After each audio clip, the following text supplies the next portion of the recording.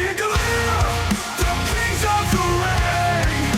Dropkick the Commute, we're just getting started still. Mufussy and Galeer.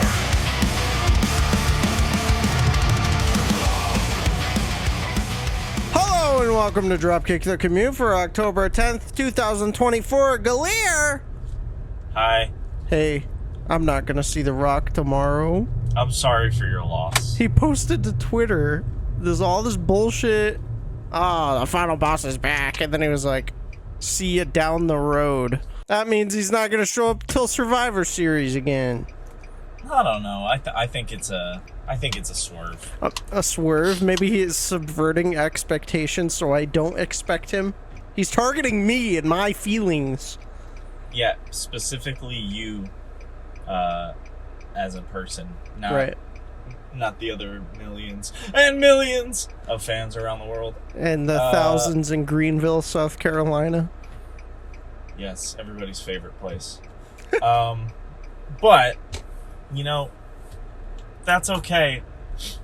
This is what we expect from him. Right after he showed up at Bad Blood, he like cut another fucking promo on like Instagram Live or wherever the fuck. Dude, it was so funny. That's where he's doing his business. He does 3 seconds of TV and then he goes on the internet and starts airing his dirty laundry. Yeah. That's not my people's champion. And don't forget when he was standing outside and he took a swig from that bottle and goes, "Oh, that's good shit right there." Typical Dwayne. For your sake, I hope you get to see Dwayne "The Rock" Maivia Johnson. Roman Reigns is boss. Confirmed, so I'm very excited to experience a Roman Reigns OTC entrance. Yeah. That's gonna Maybe go if you're so lucky, hard. you'll get an ooh-ah. Oh my god. Is anything even announced? One match has been announced, and it's Bianca Belair and Jade Cargill versus the two from Metaphor. Oh, I forget their names. Oh, Lash Legend and Jakara. Yeah, and Jakara, yeah. Well, that's cool that it's happening on SmackDown. Yeah. It's gonna be cool to see like Jade's entrance, and then, you know, I'm not really expecting much from the match, but you never know. Maybe they'll pull out a banger here. Well, it's almost always better than live than it is watching it on TV. Yeah. So, Oh, yeah. And it's very strange. I was looking at the site today, like the Ticketmaster site, to see if there was anything, and so far it's just that, and then Roman Reigns will appear. And then underneath it, so I'm wondering if this is the two dark matches for some reason, but it says, from Monday Night Raw, Jey Uso versus Braun Breaker, and Sheamus versus Ludwig Kaiser. yeah, and that's kind of like what they did when I went to SmackDown. So it was like... So is that the dark matches then? Yeah, they'll like do it... I don't know if they'll do it before or after. They'll probably do it after, because that's what they did for us. They did Jey Uso versus Damian Priest when he was still champion. And then they did Braun Strowman versus Carlito. Okay. And like they played it up like the main event. They were like, your main event tonight is Jey Uso versus Damian Priest. And we were like, huh? Yeah. And then we realized it was like 10 o'clock, and we were like, oh, that's what they're doing. Just so you can like see other people. So you'll get a Jey Uso experience, which is fun. Yeah. When it goes off the air, do they say? Like for the fans? Like do they say it's like they just play it as like a real show? They're just kind of like, you kind of assume. Yeah, right. But then they're like, all right, it's time for your next two matches. I don't know, it's kind of goofy. Interesting. Yeah. Yeah, it'll be fun though. Jey Uso entrance live will be sick. Imagine if he comes down next to me. Oh my god. I don't think he will, because I'm kind of... He'll shake your hand and then he'll be like, hello, Justin Mufussy. Yeah. I love Dropkick the Commute. Yeah, so then I'll say, oh, we'll have you on, good sir. He'll recognize me from the home team shirt and the Bill Murray hat. That's right.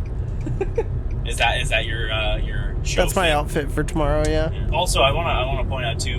Dropkick the Commute Enterprises has been made aware of a situation in which you can't hear a goddamn thing I say when I'm driving in my car.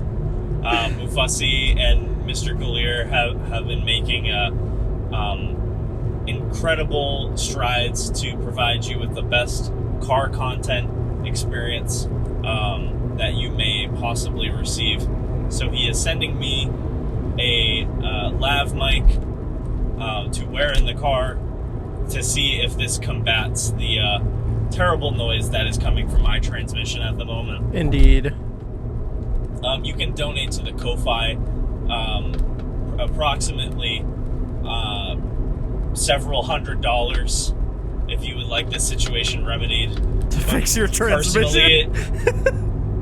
Personally, it does not affect me unless my car ends up breaking down. The only person that it affects is you if you have a problem with it, and Mufussy, who clearly has a problem with it. So, with that being said, let's get into the show! We have a lot to talk about.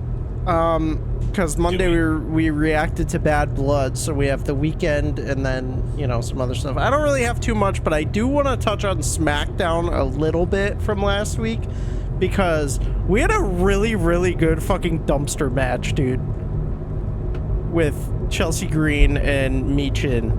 And that match should not be overlooked because it was fire. Chelsea Green should not be overlooked. Oh, not at all. Dude, she pulled out a fucking Canadian destroyer, and she was surprised when she did it. First of all, her cape was a trash bag, and I think that's incredible. Her little cape that she has when she comes out. Yup. She had like a whole, you know, like trash worker, like outfit. And dude, they fucking killed it in this match. The ending was insane because the accuracy that they needed to have for this to like not get fucking destroyed is incredible. They set up 2 tables on top of the dumpster, and Michin like powerbombed Chelsea Green into the dumpster. Now that's like not a thin opening, but like you gotta be accurate, because if you fuck that up, especially with the tables, like Chelsea's dead, you know? Yeah. Well, there's also just like a huge margin for error in table spots. Yeah. Like, how many table spots have we seen just this year where like they totally miss? Oh yeah. They miss, so, like, or the table breaks in a weird way. Yeah. So they kind of had no choice but to be like extra safe with this. Yeah. But now it was good. 2 very overlooked wrestlers, in my opinion. I agree. Yeah. And you know, Chelsea's a worker. Yeah, Chelsea, you know, she was great in the Money in the Bank match this year too, like that insane table spot from the top of the ladder, and you know, just this match in general. Like, obviously it's a gimmick match, but their ring work was like really good. You know, it was very entertaining, and it was great. Chelsea Green. No, Chelsea Green. Oh yeah, true. That was pretty good. I like that. You like that? I'll do that when she comes out. You can do that tonight, or Friday. Tomorrow. Yeah. I keep thinking it's Friday. We also had a vignette tease of sorts. It's gonna be the Motor City Machine Guns. It's the Machine Guns. For sure, dude. What a great like little package. Yeah. We've been seeing this tease a little bit. They also played it on Smackdown, on Raw, I believe, as well. Yeah. You know, they're coming to Smackdown, so they will be a Smackdown. Please just like make the tag division good. Yeah. Hopefully. Just bring them in, have them take the titles from the Bloodline, and then put them against DIY. Bam, dream match right there. Book it. Sign it. It'd be great. These guys are old as fuck. They're not that old, but they're pretty old. I need you to enlighten me on them because I really don't know much about them. They're from Detroit, Michigan, and they run around and fly. Actually, Chris Sabin is more of the flying type. Alex Shelley is like an AJ Styles type, Okay. where he's just built. I saw Alex Shelley a few years ago at a Beyond Wrestling show where he faced Ruby Soho. What? For the Independent Wrestling World Championship or something like that. Oh, it was so good. I have videos I'll send them to you. But I'll have to send you some of their matches from TNA, because they're more or less like they're TNA originals. Like, Alex Shelley was in NXT like for a minute, and then I don't know where he went, and then but they've mostly been in TNA. Chris Sabin's been TNA since day one. So, Hell yeah. shout out the Machine Guns. Let's go. That's going to be really exciting for them to show up. Also, last thing from SmackDown I want to talk about is there was a Jacob Fatu segment backstage. Obviously, they were talking about what was going to happen at Bad Blood, but, you know, it was the Bloodline, and they did like a little promo video package, but Jacob Fatu was like the front runner of it, and he was talking the whole time. And we got to give this man a mic, dude. Other than, like, because he did more this time than, say, Solo, I love you. He I did love you! Yeah, he did, like, a good promo. And it was a good build to Bad Blood. And, you know, Jacob Fatu is definitely the best part of the new Bloodline, no question. They're protecting it. They're only giving you a little bit at a time, so you can, like, question it just enough to be like, hang on.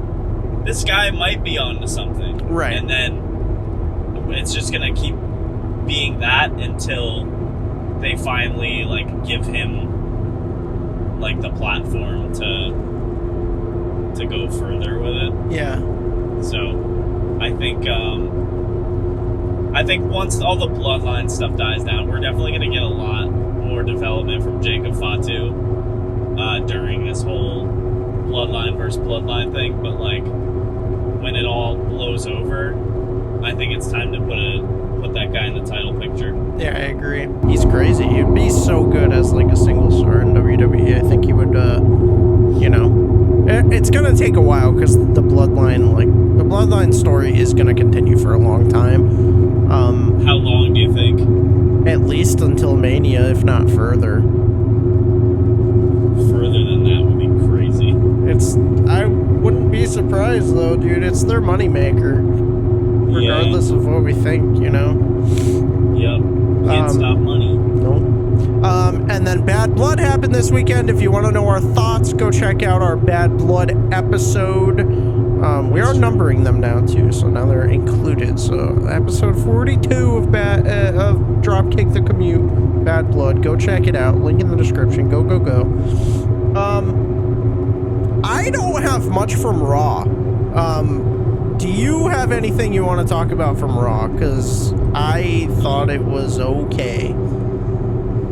Yeah, well, it's the first 2-hour Raw. Yeah. And when Triple H was asked about it, he said he was basically like, there's not going to be any issues with it. It's just we're working with 2 hours. And I was like, when he said that, I was kind of like, are you sure about that? Because 3 hours, like an extra hour is a lot of time to do so much with. Right. The one thing I think about specifically from Raw that night was the 10-woman tag match, and right.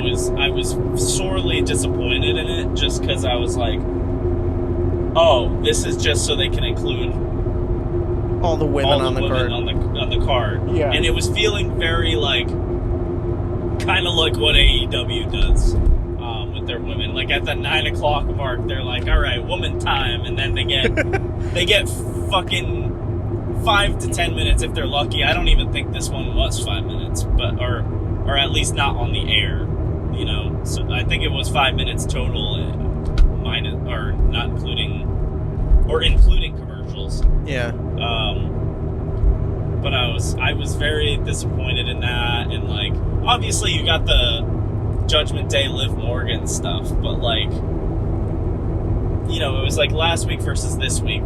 There was a little bit more of that representation, and this week it was just very clear that like, all right, this is going to be a bump that they have to get over. Yeah. because I don't know. I don't want to see them fall into that pattern that AEW fell into, or even fall back into like like the 2000s where women would get Just little not to be no booked. TV time. Yeah. And I don't think it'll get to that point because we're like, you know, we've progressed, right? So, but this was a good example of like, all right, this is a challenge we're gonna run into. Yeah, I think it's crazy because like NXT's a 2-hour show and they do fine. they do fine. They have no problems, you know. Yeah. I'm trying to think of like anything on Raw really, but you know, even the Punk promo, I don't remember much of. Yeah, CM Punk came out at the beginning and was like, "Hey, I'm beat up. Hell in a Cell took a lot out of me. I don't know when I'll be back, but I'm gonna come back, and we're gonna kill more people." And then Seth Rollins interrupted him and came out, did a promo, and was like, "CM Punk, hurry up and come back, because I'm gonna end your career when you come back." Right. So, which is like the logical next step, is because that's where they were supposed to do in the, originally when he showed up. right. So, yeah, Punk's doing the teasing "I'm gonna retire" thing. He's very clearly fine. You can tell just by the cadence of his promo. Yeah. Obviously, like, I'm not gonna say he's like 100%, but he's, you know, if he had a real injury, he would say something. Yeah. I think so. He's probably just gonna take a couple weeks, whatever. Or maybe not. I don't know. So we're setting up Seth Rollins and Bronson Reed. That's that. Other than that, Judgment Day showed up with Raquel driving them, and then they were like, "You know what? Never mind. We're gonna go home." That was funny. That was a good bit. And then, I mean, Braun Breaker ended up spearing Jey Uso, and then you know, wrecking him in New Day. So Braun Breaker, you know, I knew something was up. You said he was gonna turn face, and this was his time. And I didn't say it was his time. You said he was gonna turn face so he could be face and face Gunther. And go after yeah, Gunther. okay, all right, yeah. You yeah, did, I did say that. and I said no. I think it's a ruse. Okay, well, hey, congrats, man. I don't know. Yeah, I don't know. But when he faces Gunther, someone's got to be a babyface. Which is gonna take forever because now we have the whole crown jewel thing. So it's like, and that's the next PLE. So we're not gonna see it till what? Survivor Series, like. Yeah. Which is only a month, I guess. Yeah, well, I would say, over. yeah, push it back even further to the. If you can wait long enough, people have been wanting him to win the Rumble. I don't think he's there yet. Yeah. I don't know. We'll see what happens. Dog, I really, really want what we said to come to life. Ilya thing? Ilya, pull a Cena. Yeah, everyone does. Well, I'm not going to speak for everyone. Everyone is in me. And you, and us, and Dropkick the Commute Enterprises. Yeah, damn right, brother. But we're not getting that. I know. But you never know. Gunther had a solid match with Sammy. Yeah. This was good. I got not much on it. It was where we expected it to happen. Right. Do you think Sammy's gonna ever win a world title? Because he's really playing it up like he has to. He must do this. Like he was so over to a point with like Roman. Yeah. Like with that whole match, like and every time he's fighting for a championship, it's like, I have to do this because I need to do this. Like, do you think it's actually gonna happen? I don't know. Like, I don't know the situation that we'd have to be in for him to win right now with the current landscape. You know what I mean? Like, Gunther's not dropping that title anytime soon. He's going to hold on to that and keep it for a long time. And then, what if? And then the WWE title is going to flip-flop, you know. It's probably going to go back to Roman or go to The Rock, which I would fucking hate. But what if Sammy wins the Rumble? Would you accept that? I guess. And then what? He wins at Mania. So your answer is no, because no, it's if that's the path, then I'd be fine with it. But it's like, okay, then what's he gonna do when he gets it? He's gonna do his same thing as usual and point at the ground and say, I'm gonna defend this with my life, and no one can take it from me because I need this and I work so hard. yeah, I don't know. It's like, I don't dislike Sammy. He's great. I'm just like, I don't know. We need to spice things up. You gotta spice it up. Put him with someone, or like, I don't fucking know, dude. Yeah. Well, anyways, it was a good match. Yeah, and, it was. And I think that's really Raw. Honestly, it's just like it's our first 2-hour Raw in like over 10 years. Yeah. So let's see. It was interesting. We'll see how it goes. Yeah, let's see if they can fix it up. Then we had the Tuesday Night War. Yes. This time last year, there was actual like threat of competition on Title Tuesday. We had the debut of Edge on Dynamite, and then some other stuff, I don't know. And then NXT was bringing in Cena, Cody Rhodes, Undertaker. Like Title Tuesday last year was like a big deal. This year, Not so obviously, much. St. Louis Randy Orton was there and like whatever. But I don't know like actually why Dynamite was on Tuesday. Like I think it was just some kind of programming thing where they had to do it. Well, it was called Title Tuesday. Yeah, they had to do it, and it was Title Tuesday, but they like... Why? Yeah, I don't know. Well, they make it a yearly thing now, but like last year again, like it was like, okay, it's happening on Tuesday, so Yeah. what's the like we knew there was a reason last time, and that's why NXT kind of beefed up their defenses. Yeah. But I don't know. There wasn't anything overly special really about either show. I'm gonna disagree about NXT. I thought NXT, we had some special things. Dynamite was not special at all. All right, well, what do you want to? Let's start with NXT then. What did you like? What did you like? First off, the Factory, super fucking cool venue. Cool venue. Very cool vibe. So, I think if they do these tours, right, and come out of the Performance Center, like, keep your main thing, the Performance Center, but then move and have these big arena shows every once in a while, you know, for PLEs and stuff like they do, but then keep booking these smaller venues, because this venue was fucking sick. And it, you know... It was cozy. Yeah, and it had the same vibe as the Performance Center, but the crowd was, like, way amped up, you know? Because, like, they got NXT. Yeah. NXT's, like, Performance Center setup reminds me a lot of TNA, but this specific venue reminded me a lot of, like, mid-2000s TNA. Yeah. Just because it was, like, a little, you know, there were more seats and, like, but it somehow still felt, like, very small. Like, I don't think there were really, like, balconies or anything like that. Right. From what I remember. There was balconies at the Factory. Or are you saying TNA there wasn't balconies? But even then, they didn't like go very far up, I don't think. Well, Wes Lee came out and he was standing in the balcony, cutting a promo. True. Yeah, up there, true. which was super cool. So, yeah. But yeah, I love this venue, and I think if they go on tour and they book these small venues, I think it'll keep it fresh and, like, you know, keep it real cool. Have a residency.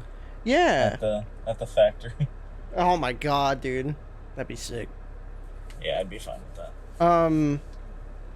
Also, we were questioning when, because we got that promo a couple weeks ago from Stephanie Vecker. We were questioning when she would come, and here the fuck she was, dude. She came out. Yeah, she just showed up, which was interesting too, because during that like press segment, she was like, hey guys, I'll be waiting for either of you. Yeah. And then 2 weeks later, Julia was like, oh, hello, old friend. Yeah. But in my head, I was like, why didn't she say that, like, when they first showed up? Yeah, when she was in first on the my screen. head, I was like, oh, who could the friend be? It surely can't be Stephanie because, you know, I feel like that would have been addressed. Yeah. But, I mean, we got something cool out of it. We're going to get a little tag team thing. Yeah, so that'll be cool between you know, them and then Cora Jade and Roxanne. So what do you think about Cora Jade's promo? I thought it was fine. I didn't think it was anything special, but I think I actually liked Roxanne's promo this week, honestly. Yeah, I agree. But Cora was Jade, good. you know, it's her first time back since January, so it's you know, it wasn't anything crazy, but she's just like, you know, I knew Roxanne could pull this off and stuff, and just basically being Roxanne's hype woman. So yeah, nothing crazy, but I thought it was decent. Yeah, I agree. I thought it was what it was, but I wasn't upset with it. It was a good segment overall. And then the other thing that happened on NXT that I am upset with. Oh, he's upset. Tony D'Angelo is the new North American champion, bro. Yeah, that was an interesting angle because was he the good guy in this whole thing? Yeah. And it was the whole underdog thing, and he's like, oh, I'm feeling down and defeated, and everyone's like, no, man, you gotta believe in yourself and all this stuff. And then he wins with the most dangerous move in sports entertainment. The surprise roll-up. Yeah. Yeah, Oba losing to a surprise roll-up doesn't do him very well. No, and Oba's like... But also, he did have a lot of help from the family, so it's kind of, you know, interesting direction we went in here. I really was not expecting it, but they did hype it up to be like that underdog story, so I guess we'll run with it. I say have a rematch, put the belt back on Oba. Do we do that, or do we push Oba towards Trick for the NXT championship? No, not yet. Trick's too hot right now, and he's got Wesley. That's true. Are you excited for that? Yeah, I'm excited for that. I think that would be a really good match. Yeah, I think it's gonna go hard. I imagine Ethan Page is somehow gonna insert himself again, but we'll see. Yep. I actually, dude, Ethan Page lost the belt, and I actually liked him on NXT this week because he's like, you know, I got screwed out of this and all this stuff when he like Trick got screwed out of it in the first place. But this week, like, Ethan Page was talking, and I was like, yeah, this is funny. I get it now. Yeah, I get it now. I just think that still doesn't excuse putting the belt on him 40 days in or however long it was. Yeah. But it's neither here nor there. That we're getting that triple threat #1 contender match, right? Yeah. So what is it? Wes, Ethan, and then Javon? Yeah. Yeah. Because he had such a good match with Randy. Yeah, which was incredible. Yeah, I thought it was a great match. It just felt so strange Orton being there by himself, like on NXT. Like I don't know what it was, but it almost kind of felt like he was like the new kid at school, and like they just randomly, not like Orton really has like friends, you know, that's like not his thing. He's like a lone wolf kind of guy, right? But like I don't know, it was just so weird, just kind of like they'd cut to him and he'd just kind of like be by himself the whole night, and then he had like one backstage thing, but like other than that I was like, what, this feels like wrong, but like it was a good match, but it just felt so like what universe are we in? Yeah, it's like a new kid comes to school who's fucking massive and everybody's just staring at him, you know? I think that's part of it is because he's huge. Yeah. But no, it was a good match. Javon looks good.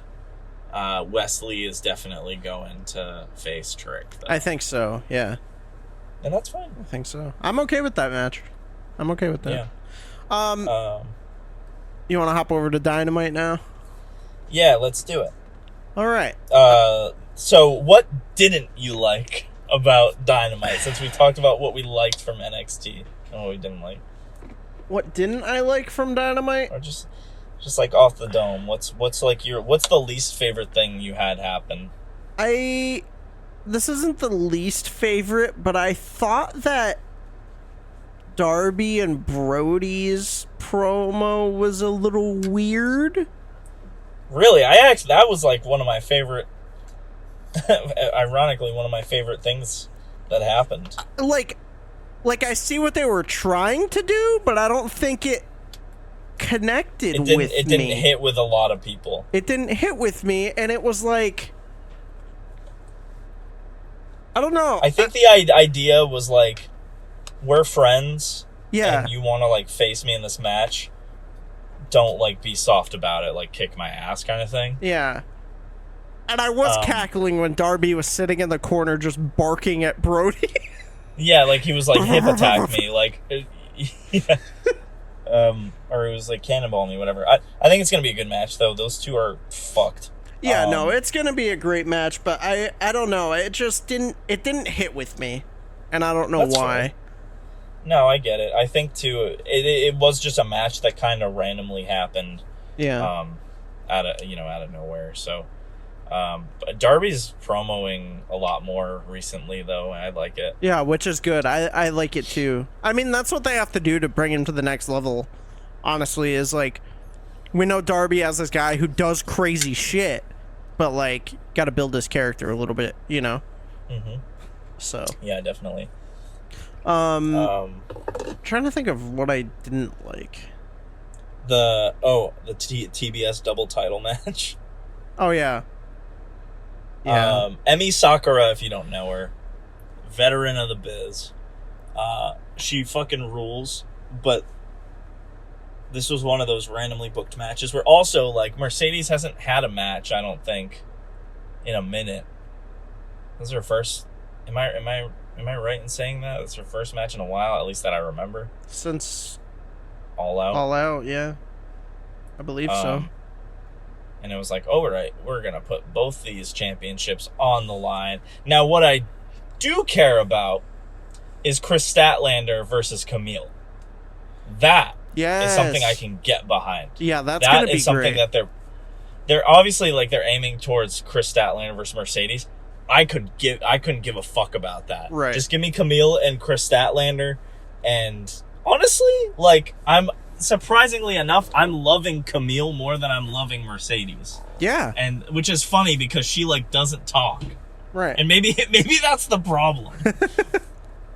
Maybe it's just like she's just like jacked and huge and is gonna tear through anybody. Like I don't know. Give me that match. I think it would be good, and then. I could see it ending with, like, Camille getting the TBS title or something. Yeah. Oh, you know what I wasn't really a fan of? And you might hate me for this? I really was not that much of a fan of Hologram and Commander. And it's I get that. It's not like, oh, they, no selling fucking flippy shit. That's AEW, I get that. It was your AEW match. Yeah, like, it was your AEW match, but, like, it didn't hit with me because they would, like, hit these moves and then just, like, not go for the pin. And, like, Jeff Jarrett was talking about it on commentary, which didn't help. Yeah, he was, like, also, such a detriment to them because Jeff Jarrett clearly does not do commentary very often. Oh, yeah. And so, like, that is not what you should be doing, is pointing out the like, flaw in your match and just be like, wow, these two are going at it. Yeah. And I think if he talked about it in a more positive way instead of being like, oh, and they're not going for the pin again. Yeah, he's like, what are you doing? Yeah. Instead of being like, oh, these two are putting on a classic and they don't care about getting the pin. More like matter of fact. Or like, they're both so winded from all these things they're doing, like they can't go for the pin. It's just, why aren't you pinning? Yeah, it was that definitely didn't help. But I can agree with you on again, I bet you it was a killer match to see live, but on TV I don't think it really did a whole lot. Yeah. Right. But it wasn't bad. It was a good match. And then was that during this match where fucking Mordos and Roosh and Yeah. Drolistico attacked them. Yeah. Who are now acquired by Jake the Snake Roberts in a trade with Don Callis. They traded for what is this, the fucking NFL? They traded for Lance Archer, so now Don Callis has Lance Archer. Jake the Snake hasn't been seen on TV in like 2 years, Right. which I thought they just brought him back and they were like, "Yep, there's Jake the Snake with Lance Archer." And then they're like, "Okay, Jake the Snake is aligned with these 3 dudes." And then they were like, "Maybe he's aligned with these 3 dudes." And he's like very clearly like holding his fist up like, "Yes, these are my guys." It was very goofy. It was goofy.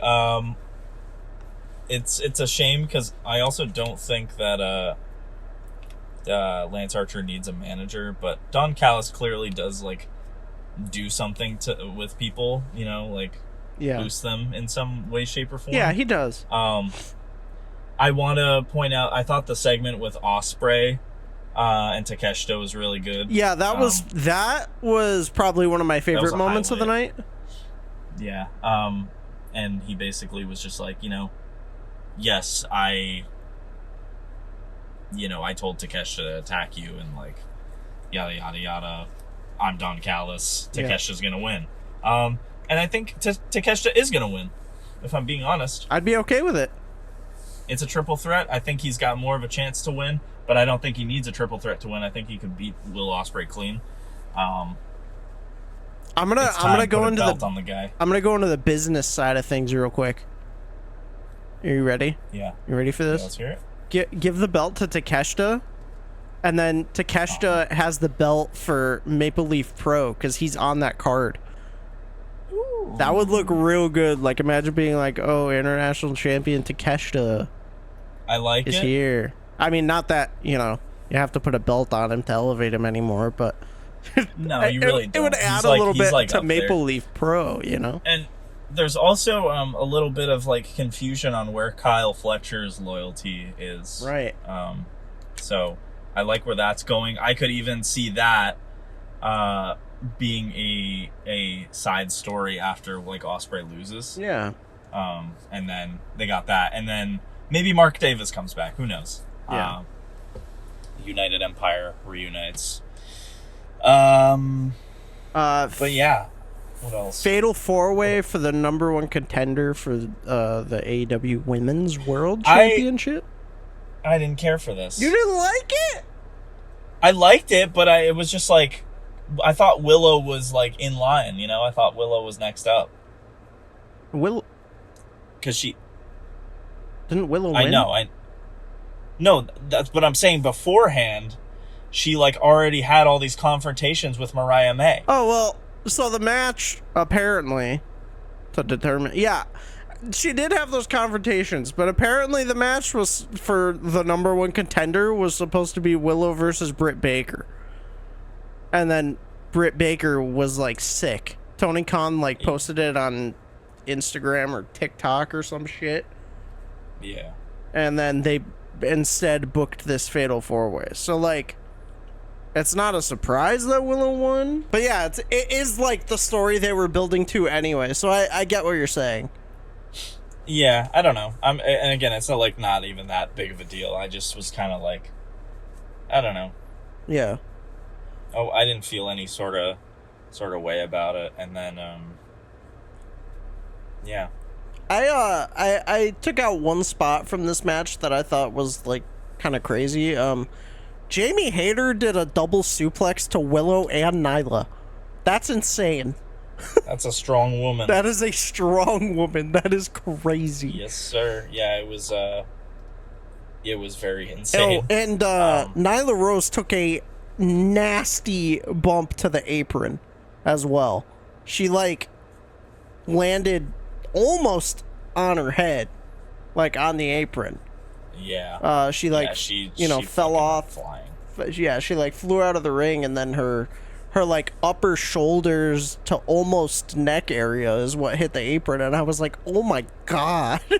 Mm-hmm. That shit hurts. Yeah, that shit hurted. But I thought it was a Willow came decent out on- match, but yeah, I get what you're saying is like it didn't really do anything with story-wise. It just didn't hit for me, which is fine. Yeah. But Willow versus Mariah May will be really good. Yeah, that's going to be a great match. And then main event, if there's not anything else. Yeah. Main event, we had Wheeler and Danielson versus Blackpool Combat Club, Claudio and Pac. What'd you think? I thought it was fine. I don't know. I wasn't going into it like super stoked or anything. Yeah. It was really just a match so that you could do the ending. Really, when you Right. think about it, it was just building to that point. Yeah, so, I mean, we know these things, but, like, I don't know. I didn't care too much. I just want to see Danielson versus Mox. Yeah, That's and really what it comes down to. so for the ending of this, we had Mox and Marina Shafir come out, and, we had some shit start right at the end of this match.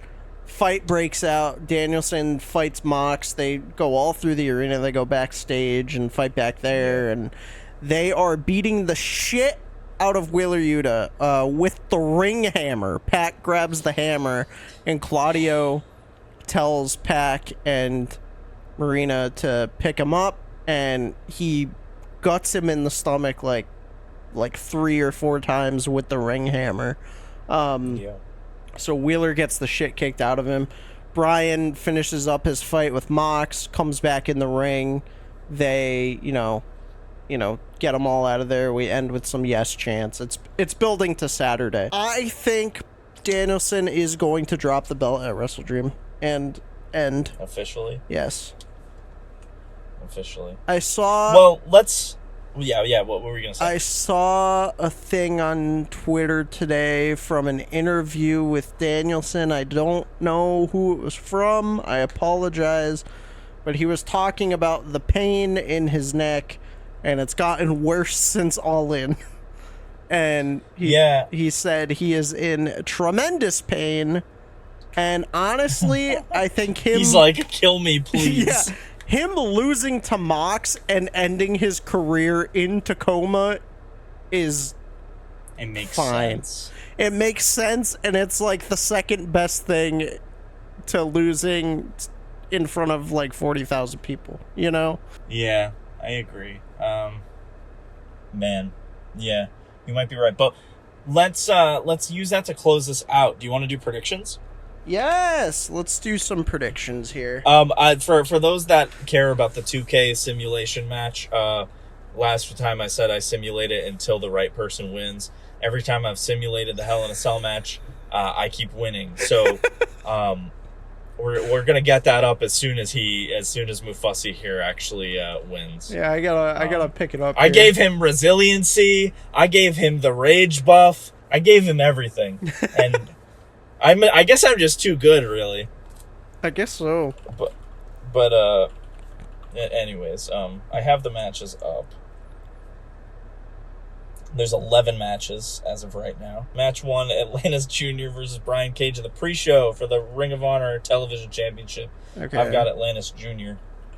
Well, no, we're supposed to say the matches and then go through. Oh, fuck. Sorry. You dumb idiot. Sorry, well, that's my answer. My answer is also Atlantis Jr. because I don't know who that is. All right. Briscoe versus Jericho for the Ring of Honor Championship. Okay.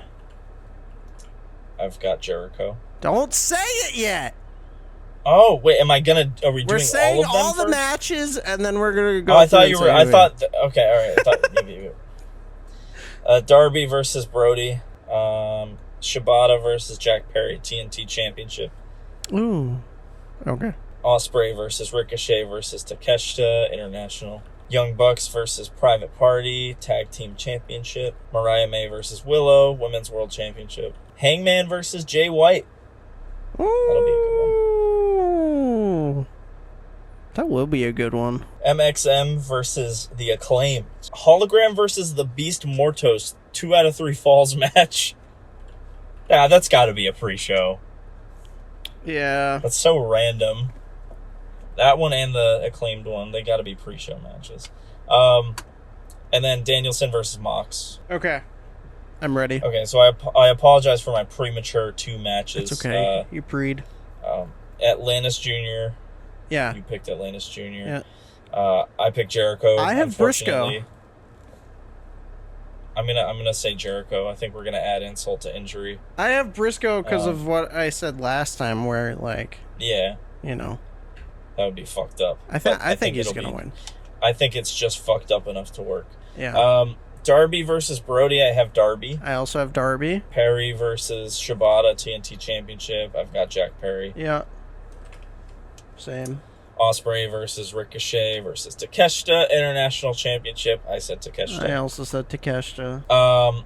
Bucks versus Private Party. I'm gonna say Bucks. I'm gonna say Private Party. I think it's time. Okay. I would love for it to be time, but I'm just trying to be realistic. That's fair. I'm an old man. Yeah. I'm just like, fuck everything.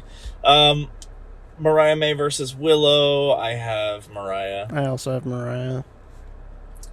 Hangman versus Jay White. I am gonna say Hangman. I'm also gonna say Hangman. MXM Collection versus the Acclaimed. I'm gonna say Acclaimed. I'm gonna say MXM. Okay, alright. Hologram versus the Beast Mortos. I'm gonna say the Beast Mortos. I'm gonna say Hologram. They're gonna Goldberg this motherfucker.